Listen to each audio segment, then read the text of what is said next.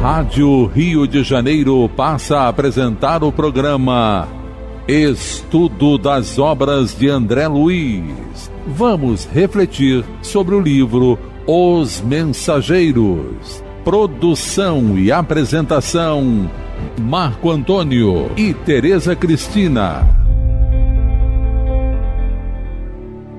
Amigos ouvintes da emissora da Fraternidade, Rádio Rio de Janeiro, novamente estamos aqui com a permissão de Jesus e com o trabalho constante dos bons espíritos para darmos continuidade ao estudo da obra Os Mensageiros, obra que foi ditada pelo Espírito André Luiz e que foi psicografada pelas mãos abençoadas do apóstolo da mediunidade Francisco Cândido Xavier. Olá, caros ouvintes da Rádio Rio de Janeiro, vamos começar então o nosso estudo. Estamos no capítulo 17, o romance de Alfredo. No último programa, nós falávamos sobre o comentário que Alfredo fez para Aniceto, dizendo que ele agradecia muito a Deus pela tarefa que Deus confiou a ele, de dirigir um posto de socorro no umbral, mas que atualmente, por conta da Segunda Grande Guerra Mundial, os conflitos, ele diz que os conflitos que aconteciam e as vibrações que atingiam o posto eram tão severas que até aquela pessoa de ânimo mais forte poderia baquear. Foi isso que ele falou pro Aniceto. Ele disse que o grande problema é que a guerra não era travada só na crosta. Tinha a guerra espiritual acontecendo do mesmo jeito, não é? Eles brigavam, as vibrações mentais dos desencarnados habitantes dali daquela região se juntavam às vibrações de ódio dos encarnados que nem na guerra estavam diretamente ligados. Então aquilo tudo, de alguma maneira, estava sobrecarregando o posto de socorro, o posto que ele era o diretor, o Alfredo, não é? Então foi isso que a gente viu no programa passado. Mas antes da gente começar a nossa leitura, eu queria, há 2 programas atrás, eu quero. Há 2 programas atrás, a gente falou que Kardec comentara sobre um acontecimento de uma menina, de uma moça que era musicista, e ela não acreditava que existia música no mundo espiritual. E isso eu não lembrava onde estava escrito, mas agora eu pesquisei e relembrei, Está escrito no livro Obras Póstumas, que são os escritos de Kardec, onde ele relata.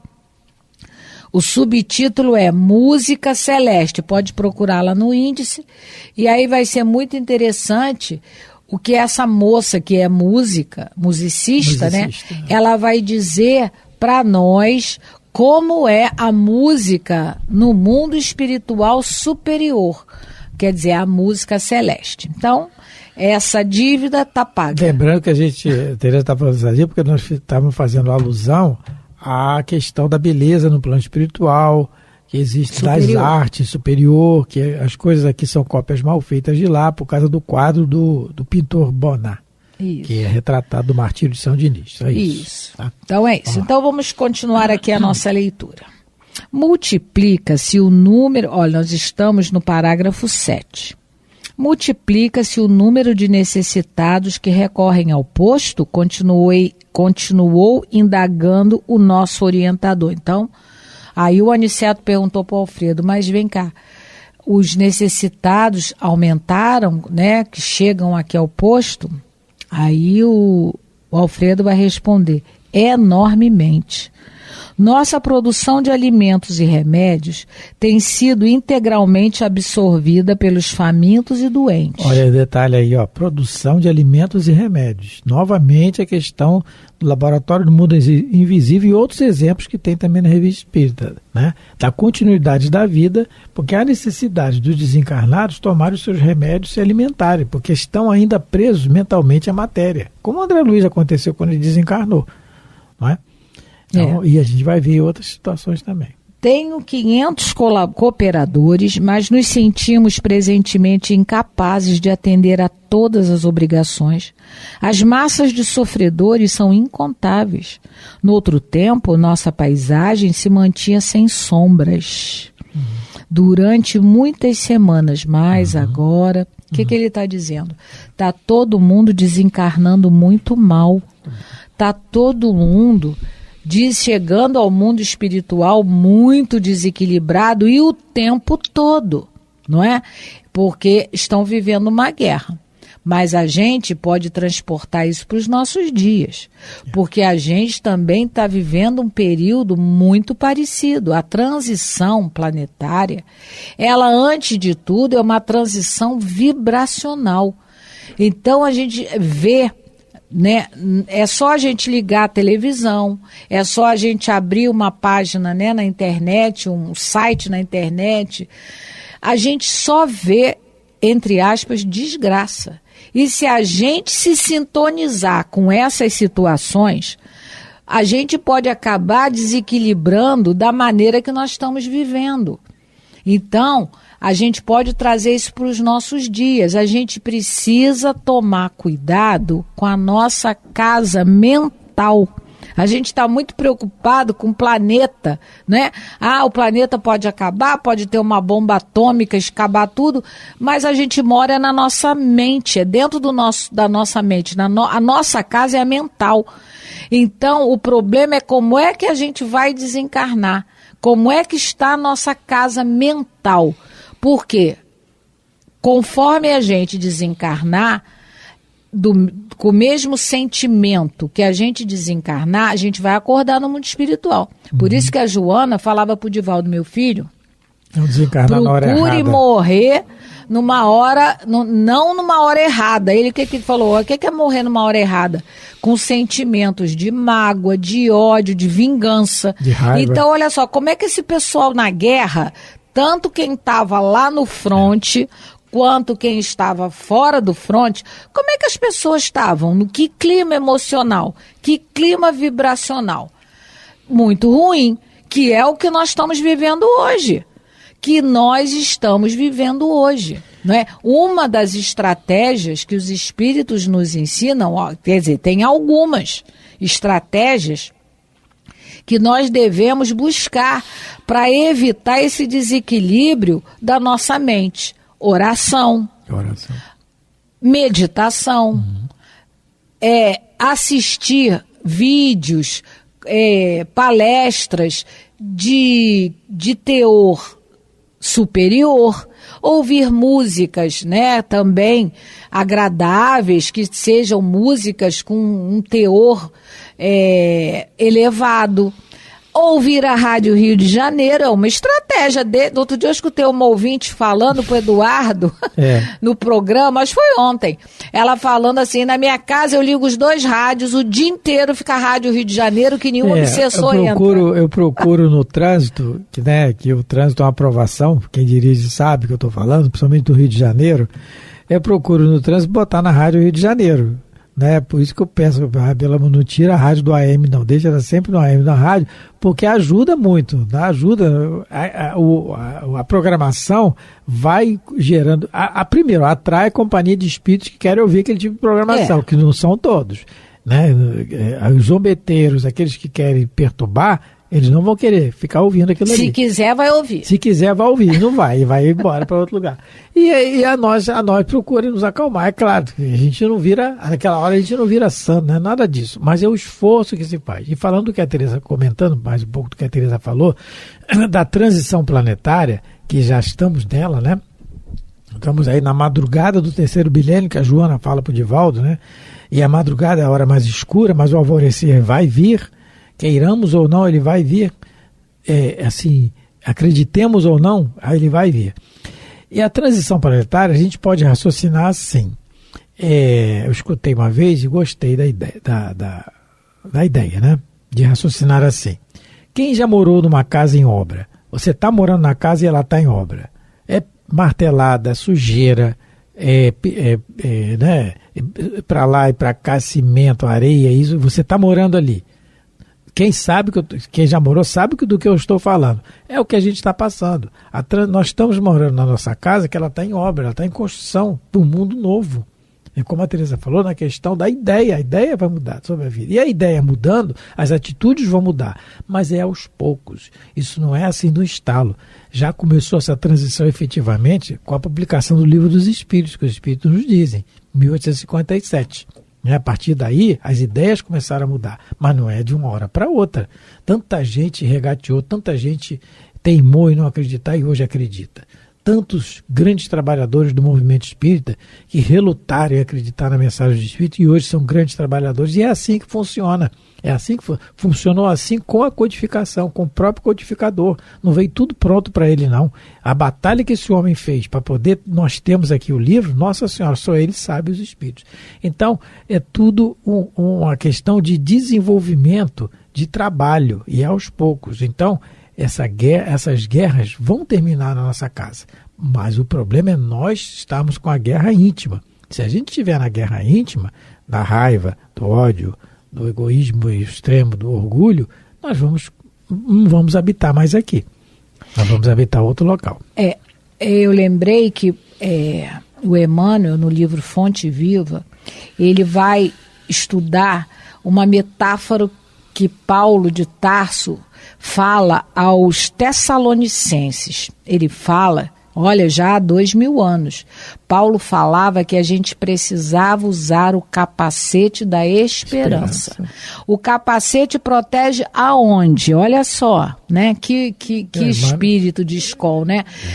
Paulo falou do capacete, e o capacete protege a nossa cabeça. A gente pode estar vivenciando guerra, estamos vivenciando.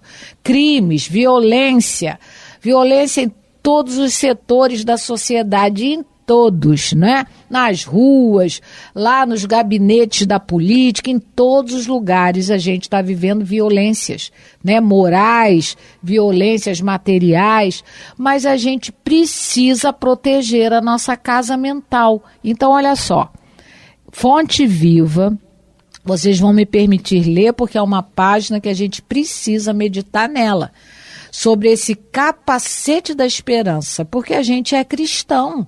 A gente precisa lembrar que Jesus está no controle, apesar de tudo, dessa aparência, né, todo no caos, mas Jesus está controlando tudo.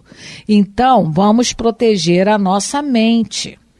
Capacete da esperança. Capítulo 94 do livro Fonte Viva. Tendo por capacete a esperança na salvação. Paulo, primeira carta aos Tessalonicenses, capítulo 5, versículo 8. O capacete é a defesa da cabeça, em que a vida situa a sede de manifestação do pensamento. E Paulo não podia lembrar outro símbolo mais adequado, a vestidura do cérebro cristão, além do capacete da esperança na salvação. Se o sentimento, muitas vezes, está sujeito aos ataques da cólera violenta, o raciocínio, em muitas ocasiões, sofre o assédio do desânimo à frente da luta pela vitória do bem, que não pode esmorecer em tempo algum. Raios anestesiantes são desfechados sobre o ânimo dos aprendizes por todas as forças contrárias ao Evangelho Salvador. A exigência de todos e a indiferença de muitos procuram cristalizar a energia do discípulo, dispersando-lhe os impulsos nobres e neutralizando-lhe os ideais de renovação. Contudo, é imprescindível esperar sempre o desenvolvimento dos princípios latentes do bem, ainda mesmo quando o mal transitório estenda raízes em todas as direções. É necessário esperar o fortalecimento do fraco, a maneira do lavrador que não perde a confiança nos grelos tenros, aguardar a alegria e a coragem dos tristes, com a mesma expectativa do floricultor que conta com revelações de perfume e beleza no jardim, cheio de ramos nus. É imperioso reconhecer, todavia, que a serenidade do cristão nunca representa atitude inoperante por agir e melhorar continuadamente pessoas, coisas e situações em todas as particularidades do caminho. Por isso mesmo, talvez o apóstolo não se refere à touca protetora. Chapéu quase sempre indica passeio, descanso, lazer, quando não defina convenção no traje exterior de acordo com a moda estabelecida. Capacete, porém, é indumentária de luta, esforço e defensiva. E o discípulo de Jesus é um combatente efetivo contra o mal, que não dispõe de muito tempo para cogitar de si mesmo, nem pode exigir demasiado repouso, quando sabe que o próprio Mestre permanece em trabalho ativo e edificante. Resguardemos, pois, o nosso pensamento com o capacete da esperança fiel e prossigamos para a vitória suprema do bem. Uma mensagem muito atual para os dias em que vivemos. Porque se a gente não vigiar o nosso pensamento, né, a nossa casa mental, a gente entra em sintonia com esses desequilibrados. Porque a gente já é um pouco desequilibrado. Se não se resguardar, né, na confiança em Deus, né, em Jesus e nos bons espíritos, a gente sucumbe. Claro que a gente sucumbe. Olha o que o Alfredo falou. A coisa estava tão feia lá, né, nessa época, lá no posto de socorro, que ele diz assim: as vibrações contraditórias que nos atingem são de molde a enfraquecer qualquer ânimo menos decidido. É o que está acontecendo hoje em dia com a gente. A gente está numa guerra vibracional, mas é uma guerra. E a gente precisa se resguardar na oração, na meditação, ler páginas edificantes, tentar conversar assuntos mais sadios, mais construtivos. É difícil? É. Mas é como o Emmanuel falou ali naquela página. Por isso que Paulo falou em capacete. É uma luta diária, né? É uma guerra. O capacete é usado na guerra, né? E é uma guerra. E a primeira guerra a gente vai ter que lutar com a gente mesmo. E o Emmanuel, na sua sabedoria, né? Ô, menino bom. Muito bom. Esse menino vai longe. Ele coloca exatamente esse raciocínio. O capacete é para proteger a cabeça. E a ideia vem da onde? Da cabeça. O pensamento, né? Porque o Espiritismo, novamente repetindo o que o Espírito diz, e Kardec fala, o Espiritismo é uma ideia. É uma ideia para nós raciocinarmos com a vida na sua realidade, diferente do que nós raciocinávamos sempre. Quando o Alfredo diz aqui que o presente período humano é de conflito devastador e vibrações contraditórias que atingem eles, enfraquecendo o ânimo dos menos decididos. Quer dizer, vibrações contraditórias, dando a responsabilidade do pensamento. O pensamento sai da onde? Da mente, né? É o capacete da esperança. E quando ele fala na página dessa página, repetindo onde está a página, está para o ouvinte que não conseguiu captar. É o livro Fonte Viva, capítulo 94. E tem um trecho que a Teresa leu, está na página, e diz assim: é imprescindível esperar sempre o desenvolvimento dos princípios latentes do bem, ainda mesmo quando o mal, que é transitório, estenda a raiz em todas as direções. Então ele está dizendo que todos nós temos princípios latentes do bem. Porque é o que Jesus fala, brilhe a vossa luz. Nós temos ela, basta nós acendermos. E ainda mesmo, ele chama, na mesma frase, o mal de transitório, porque o mal na realidade não existe. O que existe é a ausência temporária do bem naquela situação. O mal na sua realidade, na sua essência, não existe isso, né? É como o instrutor Gubbio, no livro Libertação, fala, Satã é inteligência perversa. É a inteligência usada para o lado errado. Então, a esperança, ela está no raciocínio daquilo que a doutrina nos traz. Por isso é que ele é o Consolador. Que Jesus prometeu, eu vou enviar a vocês o Consolador, que vai ficar com vocês para sempre. Então não existe isso do Espiritismo acabar e tudo. Não é isso, vai ficar para sempre, a ideia vai. O problema somos nós, o movimento espírita. Isso é outra coisa, porque nós temos ainda esse mal transitório, nós carregamos dentro de nós por satisfação nossa. Daí, o que ele fala aqui, e esse parágrafo que a gente leu dos mensageiros agora, que ele fala, tem 500 cooperadores, mas mesmo com 500, eles são incapazes de atender a todas as obrigações. Claro que eles têm ajuda, é lógico que eles têm. Por quê? Essas obrigações aqui. Imagina a quantidade de espíritos perturbados que chegam ali, nessa questão da guerra, nessa questão que influencia todos. O ódio, mas o ouvinte que está nos acompanhando fala, mas eu moro no Rio de Janeiro, eu estou numa guerra. É diferente uma guerra não declarada, né? Mas é uma guerra, nós vivemos numa guerra nos grandes centros, Rio, São Paulo e tal, aqui no Brasil. Mas a guerra declarada, a coisa é muito mais enfática. Você imagina uma criança não poder mais ver a sua mãe porque uma bomba caiu ali. Imagina como é que vai ser o sentimento desse espírito que desencarnou e deixou o filho. Né? É só a gente ver nas matérias essas crianças abandonadas, assim, lá, né? Abandonadas, vamos dizer assim, pela guerra. Os órfãos de guerra, isso exatamente. Então, essas situações, como está no Livro dos Espíritos, que Allan Kardec pergunta, por que Deus permitiu a guerra? Tem lá, para nós podermos exercitar o nosso livre-arbítrio entre escolher ou não escolher aquilo, escolher a guerra ou não escolher, porque... E a questão das expiações, porque está sempre dentro de nós a vontade de fazer ou não. Então, é bom a gente retratar isso, essa página é muito boa, Capacete do Bem, Capacete do Bem, Capacete da Esperança, Capacete da Esperança, e a esperança é a luz do cristão. Então, é o capacete que está dentro do raciocínio, a gente tem que mudar a ideia e botar na nossa cabeça que é a continuidade da vida, que a morte não existe, que existe uma continuidade e só estamos inseridos num ambiente em que necessitamos para o trabalho, porque o Alfredo está numa guerra. Isso é uma guerra que ele está aqui. Ele está nesse posto de socorro, se a gente vê direitinho, a guerra que esse homem faz. Mas ele está sabendo por que ele está.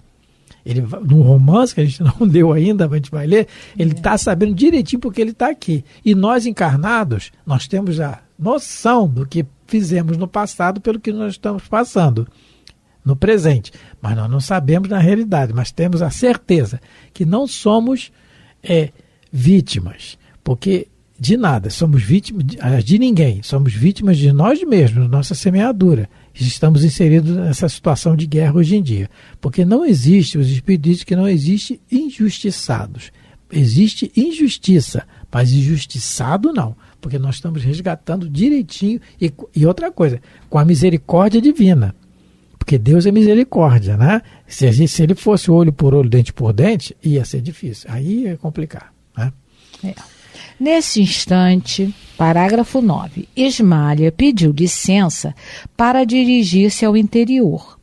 E como Alfredo fixasse os olhos nos meus, aventurei-me a considerar. Ainda bem que tendes uma abnegada companheira ao vosso lado, porque o negócio tá feio. E aí ele falou, bom, se você, sozinho é complicado, mas coitada, tendo uma companheira ao lado... Porque eu não tenho a minha aqui. A minha ficou. Ele e Aniceto, quer dizer, o Alfredo e o Aniceto sorriram quase a um só tempo, falando-nos o administrador. Só que a gente só vai ver, né, a resposta do Alfredo no próximo programa, não é? A gente tem que deixar o suspense para daqui a pouco. Não adianta a gente iniciar agora, porque a gente já está terminando o programa. Muita coisa para a gente meditar em cima do que ele vai falar aqui. Isso. E no próximo programa, então, a gente inicia a história do Alfredo. Ele, mais do que ninguém, é a prova de que o mal é transitório, porque o comportamento dele... de antanho, né, do passado, é muito diferente do comportamento agora. E é o que o Emmanuel falou naquela página, que a gente entenda que todo aquele que está praticando mal, um dia vai fazer o bem. Tá doente. É porque está doente. Vamos começar a meditar nisso. Vai ficar bom, né? Então, terminamos mais um programa. Lembrando que hoje nós estudamos o capítulo 17, o romance de Alfredo. Desejando a todos muita paz, que a paz de Jesus esteja sempre conosco, nos ajudando cada vez mais para que a gente coloque em prática aquilo que estudamos com a doutrina espírita. Muito obrigado a todos pela atenção, pelo carinho, fiquem com Deus. Você ouviu pela Rádio Rio de Janeiro o programa Estudo das Obras de André Luiz, com o livro Os Mensageiros. Produção e apresentação Marco Antônio e Tereza Cristina.